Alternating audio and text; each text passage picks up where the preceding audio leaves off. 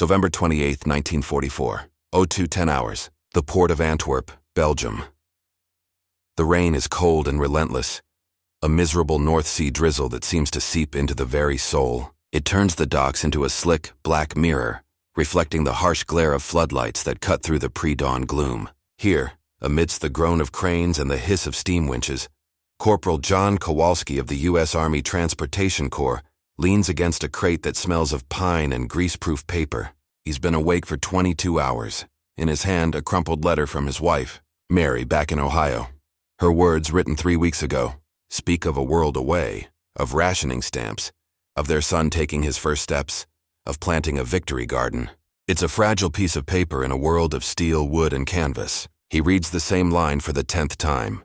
Are you staying warm, my love? I pray you have what you need.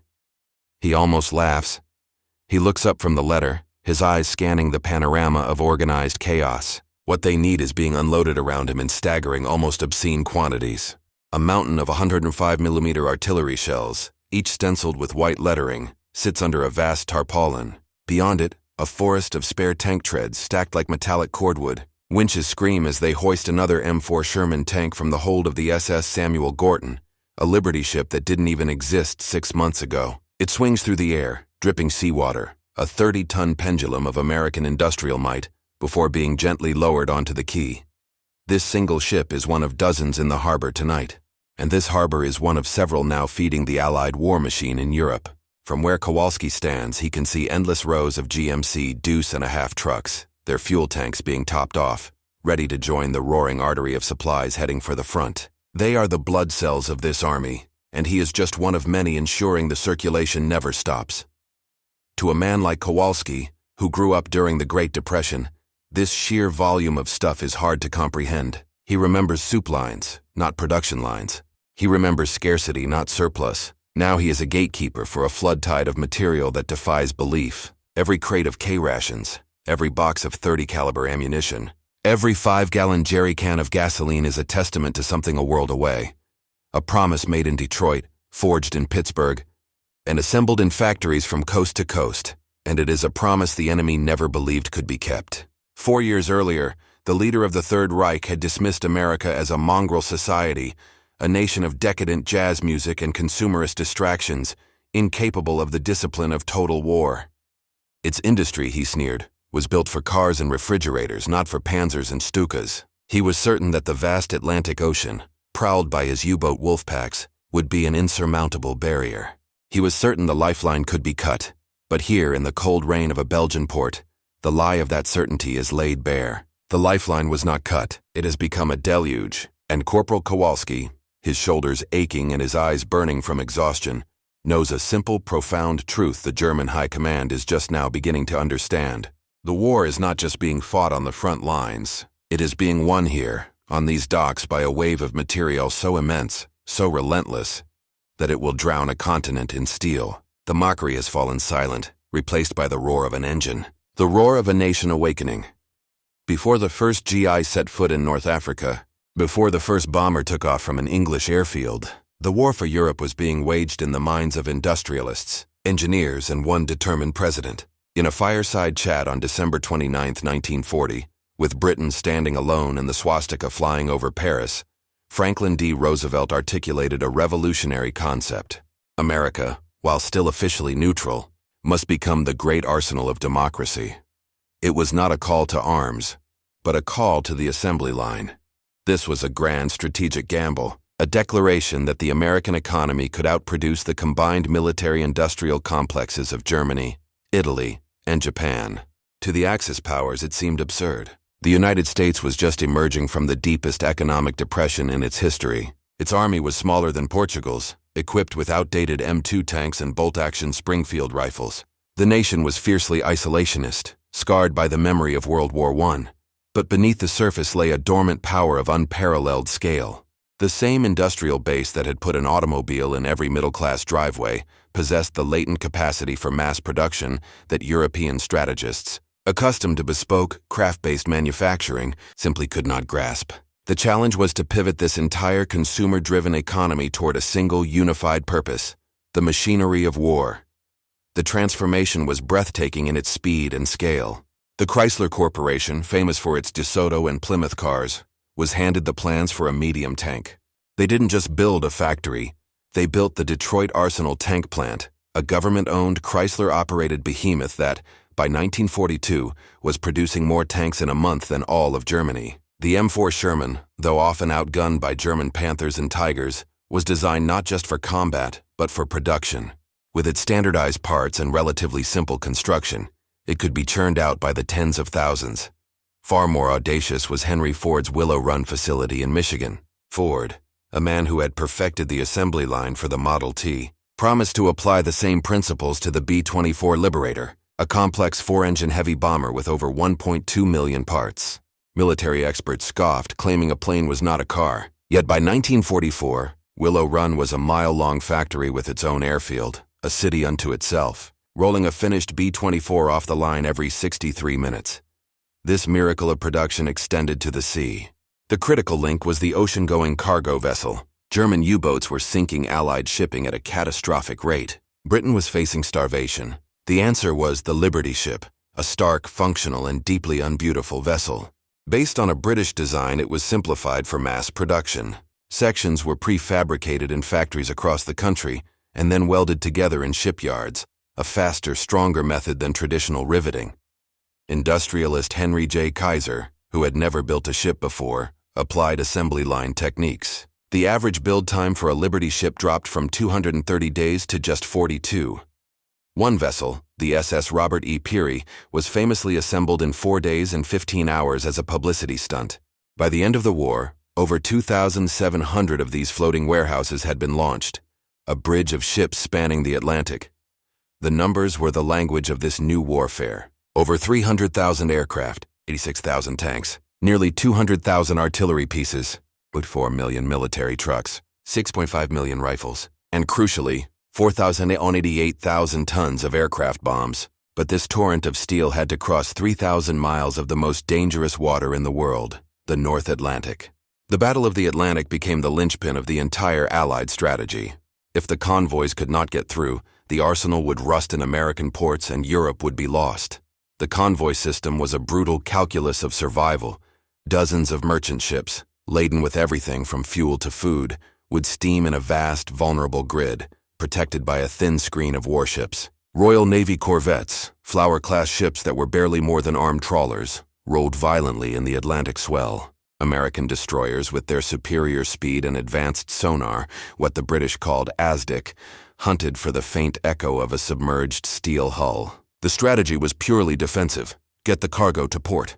But the cost was immense, paid in fire, freezing water, and the lives of the men of the merchant marine. The German Wolfpacks, coordinated by radio from Admiral Karl Dönitz's headquarters, would stalk the convoys, waiting for nightfall to strike. The war for Europe's liberation would first have to be won in the black, icy depths of the Atlantic.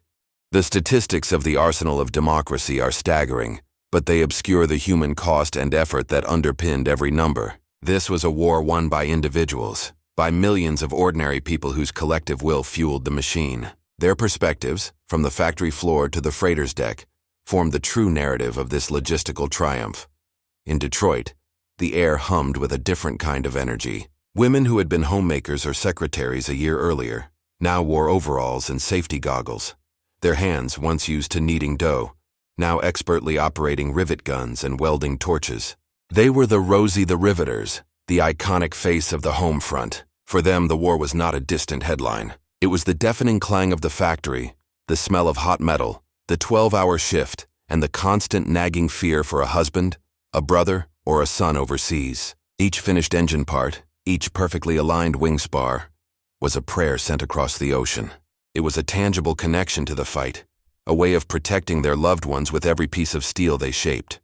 Thousands of miles away, on the turbulent waters of the Atlantic, the men of the merchant marine lived a life of sustained tension.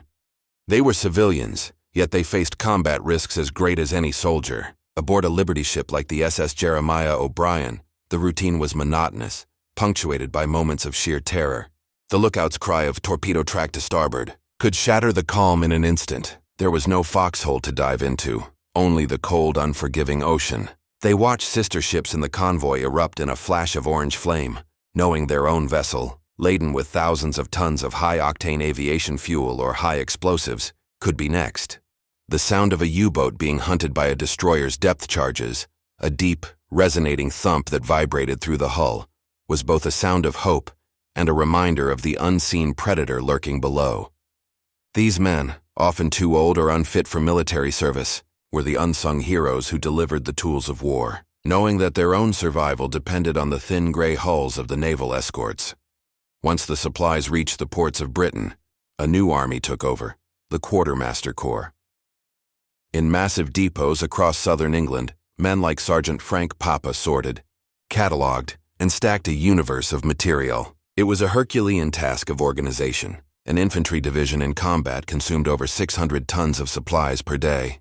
Every item had a designation from ammunition Cal 30, ball M2, to plasma, blood, normal, human, dried. They managed mountains of boots, forests of rifles, lakes of gasoline.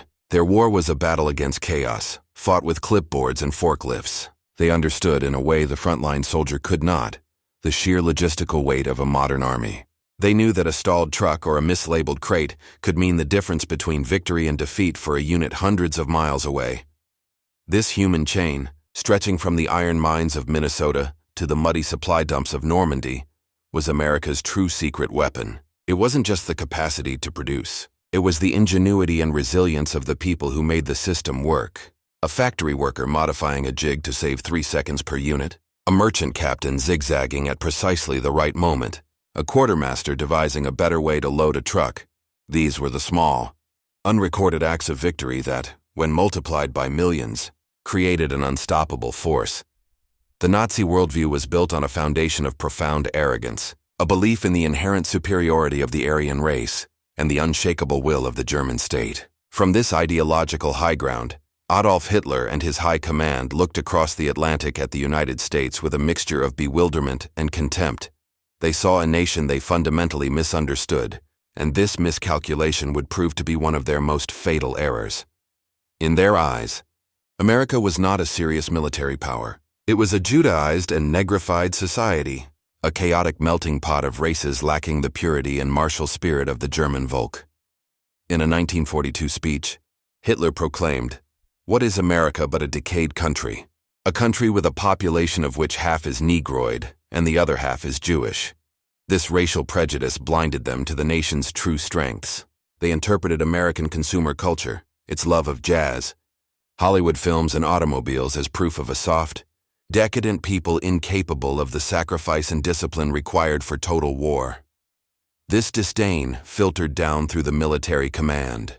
German officers, products of a rigid professional Prussian military tradition, looked at the small, inexperienced American army of 1941 and saw an amateur force. They believed that even if America could produce weapons, it could not produce soldiers capable of using them effectively against the battle-hardened Wehrmacht. Strategically, their entire plan to keep America out of the European war rested on one key assumption, that the Atlantic could be made an impassable barrier. Grand Admiral Karl Dönitz, the brilliant and obsessive commander of the U-boat force, Befehlshaber der U-Boote, promised Hitler he could sever the Allied lifeline. His strategy was brutally simple: the tonnage war. He calculated that if his U-boats could sink merchant ships faster than the Allies could build them, Great Britain would be starved of food, fuel, and weapons, forcing it to sue for peace. America's industrial production would be irrelevant if it could never reach the battlefield. For a time, the strategy appeared to be working with terrifying success. During the first happy time in 1940-41, U-boat aces like Otto Kretschmer and Günther Prien became national heroes in Germany, sinking ships with near impunity. When America entered the war in December 1941, Dönitz launched Operation Drumbeat, Paukenschlag, sending his U-boats to the undefended east coast of the United States. In what became the second happy time, German submariners were shocked by the lack of preparation. Coastal cities remained brightly lit, providing perfect silhouettes for tankers and freighters. For months, U-boats sank ships within sight of American shores, turning the waters from Florida to Newfoundland into Torpedo Alley. This early success solidified the German belief in their strategy. They saw the mounting Allied losses, over 650,000 tons of shipping sunk in January 1943 alone, as proof that the tonnage war was being won. They failed to appreciate the sheer scale of the American response. While they focused on the number of ships sunk, they ignored the exponential growth in the number of ships being launched. They saw the success of their elite U-boat crews, but underestimated the Allied ability to innovate, developing new technologies like centimetric radar, high-frequency direction finding, Huff-Duff, and long-range patrol bombers that would systematically dismantle the Wolfpack's advantages. The German intelligence apparatus, the Abwehr, consistently failed to provide an accurate picture of American industrial mobilization. Reports that reached Berlin about factories producing a bomber an hour were often dismissed as outlandish propaganda. They were trapped by their own ideology, unable to conceive that a mongrel nation of individualists could organize itself for such a colossal, unified effort. They believed in the superiority of their technology, the quality of their training, and the indomitable will of their Führer. They could not imagine being defeated by something as mundane as logistics. They could not imagine being drowned by a simple flood of mass-produced, standardized, unglamorous stuff. The theoretical power of the arsenal of democracy was meaningless until it was tested in the crucible of combat. The turning point came not in one single battle, but in a series of brutal, interconnected struggles where logistical might was translated into decisive action, forever changing the enemy's perception of the war. The first and most vital arena was the Atlantic. By the spring of 1943, the tonnage war had reached its bloody climax. Admiral Dönitz, confident in his Wolfpacks, threw everything he had at the Allied convoys. One of the most critical engagements was the battle for Convoy ONS-5 in late April and early May. This slow-moving, 43-ship convoy, bound for North America from the UK, was savaged by a concentration of over 40 U-boats.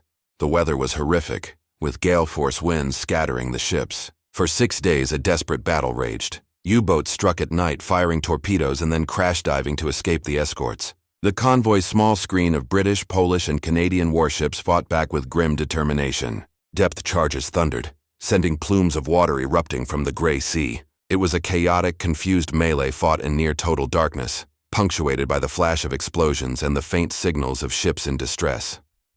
12 merchant ships were lost. But something had changed. The escorts, now better equipped with shipborne radar that could detect a surfaced U-boat at night, and supported by long-range B-24 Liberators flying from Iceland and Newfoundland, fought back with a new ferocity. They sank 6 U-boats and damaged 7 more, forcing Dönitz to call off the attack. May 1943, which began so promisingly for the Germans, became Black May, a month in which they lost 41 U-boats. The hunter had become the hunted.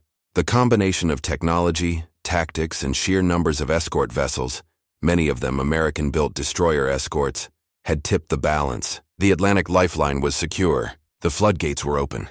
1 year later, on June 6, 1944, the world witnessed the ultimate expression of this logistical power. Operation Neptune, the D-Day landings. The German defenders in Normandy peered out from their concrete bunkers and saw a sight that defied imagination. The horizon was not water. It was a solid wall of ships.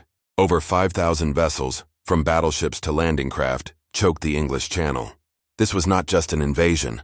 It was the physical transportation of an entire industrial nation onto a hostile shore. But the most audacious feat was what came after the initial assault. The Allies knew they needed a functioning deep-water port to supply their armies, and Cherbourg would take weeks to capture and clear. Their solution was something the Germans had considered and dismissed as impossible. They brought their own harbors with them. The Mulberry Harbors, vast artificial ports made of sunken concrete caissons and floating piers, were towed across the channel and assembled off Omaha and Gold Beaches. It was an engineering marvel on a scale never before seen, allowing thousands of tons of supplies to be unloaded daily, bypassing the need for a traditional port. At the same time, Operation Pluto, pipeline under the ocean, laid a flexible pipeline on the seabed, pumping fuel directly from England to France, eliminating the need for vulnerable tankers. As the Allied armies broke out of the Normandy hedgerows in late summer, they faced a new crisis. Their advance was so rapid that the supply lines, still based in Normandy, were stretched to the breaking point. General George S. Patton's Third Army was literally running out of gas. The solution was a remarkable feat of improvisation and endurance, the Red Ball Express. This was a massive one-way, non-stop truck convoy system that ran 24 hours a day. The vast majority of the drivers were African American soldiers from segregated transportation and quartermaster units. For 82 consecutive days, they drove their GMC trucks through dust, mud, and rain, often under the threat of enemy aircraft or snipers.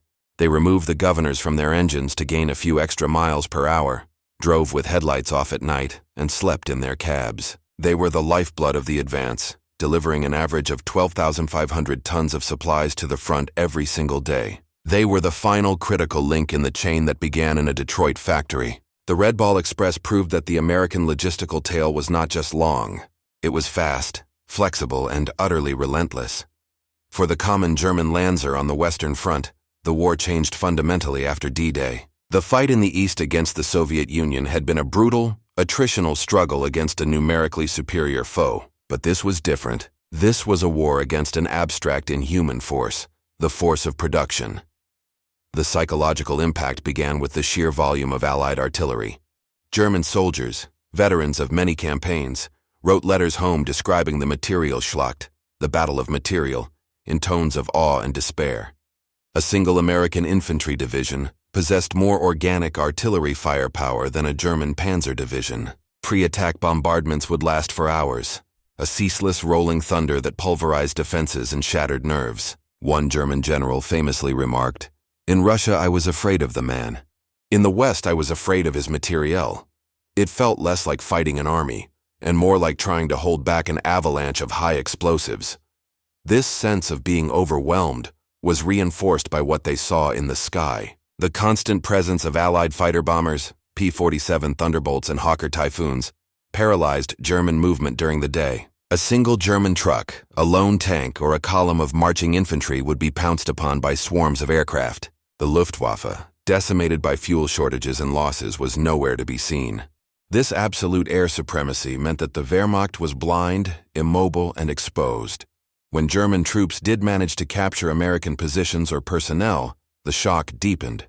They discovered the quality and quantity of American rations. While the German soldier subsisted on coarse bread, sausage, and thin soup, he found his American counterpart possessed canned meats, vegetables, chocolate, coffee, and cigarettes. It was a small detail, but it spoke volumes about the economic disparity between the two nations. The American army fought on a full stomach. Even more demoralizing was the enemy's ability to replace losses. When German gunners knocked out an M4 Sherman tank, they felt a brief sense of victory. But their satisfaction evaporated when they saw 2 more Shermans arrive the next day to take its place. Germany, by contrast, could not replace its losses. Every destroyed Tiger or Panther tank was a near irreplaceable asset, the product of painstaking, resource-intensive manufacturing. The Americans treated their tanks, trucks, and even planes as expendable commodities. They were fighting a war of attrition, and they had a bottomless inventory. At the highest levels of the German state, the reality had sunk in, even if it was never publicly admitted. Albert Speer, Hitler's Minister for Armaments and War Production, was a technocrat who understood the cold arithmetic of war. He saw the American production figures and knew the cause was hopeless. In his post-war memoirs, he wrote, "The superiority of the enemy in the air and in materiel was so overwhelming that our troops were simply crushed." He understood that Germany, for all its vaunted efficiency and technological prowess, was being buried. The precision of a Krupp steel cannon was no match for the sheer, unrelenting quantity of 1,000 guns made by Chrysler and Ford. The initial mockery and ideological contempt had curdled into a grim, unspoken understanding. The decadent, materialistic society they had so derided had turned its greatest strength, its mastery of mass production and consumer logistics, into the ultimate weapon of war. The German war machine, which had blitzed its way across Europe, was now being methodically, inexorably, ground into dust by the unbearable weight of American industry. The vast disparity in material resources created 2 profoundly different psychological environments for the soldiers on opposing sides. For the American GI, this environment fostered a unique kind of confidence, while for the German Lancer, it bred a deep and corrosive fatalism. The American soldier was the best-equipped fighting man in the world, and he knew it. This wasn't just about having the best rifle or the thickest armor. It was about the entire ecosystem of support that surrounded him. He knew that if he was wounded, there was a high probability that a medic with penicillin and blood plasma would reach him quickly. He knew that warm food delivered by truck was a regular occurrence, not a luxury. He knew that if his company's machine guns fired 10,000 rounds in a firefight, a new supply would be waiting for them by morning. This logistical certainty had a profound effect on tactics and morale. American commanders could be prodigal with firepower. Why risk soldiers' lives in a frontal assault on a fortified house when you can call in an artillery strike and simply level it? This willingness to substitute shells for bodies, while sometimes criticized as tactically unsubtle, undoubtedly saved countless American lives and created a sense of operational security.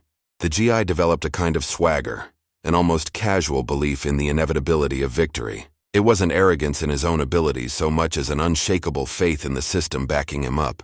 The ubiquitous Jeep, the rugged GMC truck, the ever-present C-47 transport plane. These were symbols of a power that felt limitless. For the German soldier, the psychological landscape was the polar opposite. He was living in a world of constant scarcity. By 1944, fuel was so heavily rationed that panzer divisions often had to be transported by rail to conserve it, making them vulnerable to air attack. Elite units like the Panzer Lehr Division went into the Battle of the Bulge with only a fraction of their authorized fuel and ammunition. Soldiers were constantly forced to cannibalize broken-down vehicles for spare parts. The magnificent Tiger tank was a fearsome weapon, but it was a maintenance nightmare. And a broken transmission could effectively kill it, as spare parts might be weeks away, if they came at all. This constant improvisation and making do bred a grim, weary resilience, but it also fostered a sense of hopelessness. How could you win a war when your enemy could afford to pave roads as they advanced, while you had to rely on horse-drawn carts to bring up your dwindling supplies? The German soldier's world shrank. His primary concerns became survival, finding food, conserving ammunition, and praying he wouldn't attract the attention of the ever-present J-bows, Allied fighter bombers. The ultimate psychological blow was the realization that the war was asymmetrical.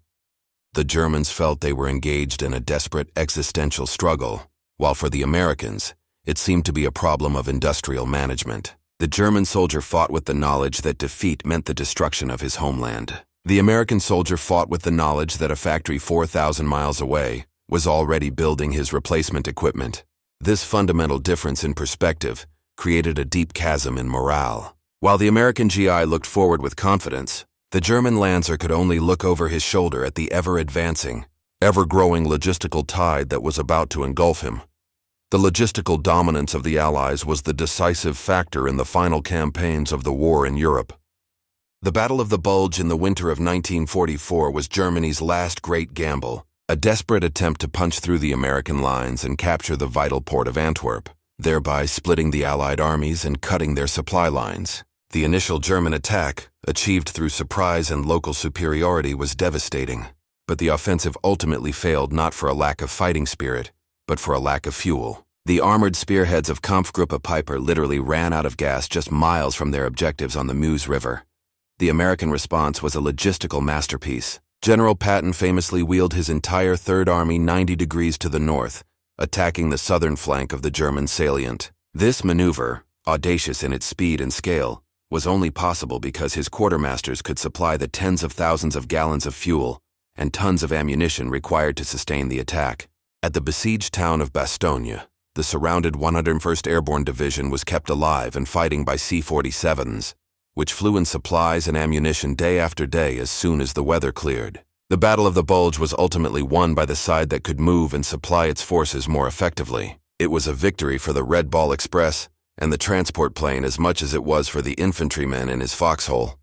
In the spring of 1945, as the Allies crossed the Rhine and poured into the heart of Germany, the Wehrmacht effectively ceased to exist as a cohesive fighting force. It disintegrated into scattered pockets of resistance, starved of supplies and mobility. Allied armies, by contrast, advanced with a seemingly endless logistical tale, their engineering units building bridges over bombed-out rivers in a matter of hours, their supply trucks clogging every road. The final conquest of the Third Reich was less a series of battles and more a massive mopping-up operation, enabled by overwhelming material superiority. The cost of creating this arsenal and delivering it was steep. Over 9,000 men of the U.S. Merchant Marine perished in the Atlantic and other seas, a casualty rate higher than any branch of the U.S. military except the Marine Corps. The drivers of the Red Ball Express faced constant danger and crippling exhaustion. The workers on the home front endured long hours and industrial accidents. This victory was purchased with treasure, sweat, and blood, far from the front lines. In the final analysis, Hitler's mockery of America was rooted in a fundamental misunderstanding of power in the 20th century. He believed power grew from ideological purity, racial supremacy, and martial will. He failed to grasp that modern warfare was, at its core, a contest of industrial capacity, resource management, and logistics. He saw a nation of shopkeepers and car salesmen and missed the reality. A nation that had perfected the art of making and moving things on an unprecedented scale. The legacy of the arsenal of democracy is profound. It not only won the Second World War but also reshaped the global order, establishing the United States as the world's preeminent economic and military power. It demonstrated that the collective will of a free, democratic society, when mobilized, could generate a force more powerful than any totalitarian regime. The war was won by the courage of soldiers, the brilliance of commanders, and the sacrifice of nations. But it was enabled, sustained, and ultimately guaranteed by the unglamorous, unending, and overwhelming flood of materiel that poured from the factories and shipyards of America. The derisive laughter from Berlin was silenced, not by a single gunshot, but by the relentless, deafening roar of 1,000,000 engines, a sound that signaled the doom of one world and the dawn of another.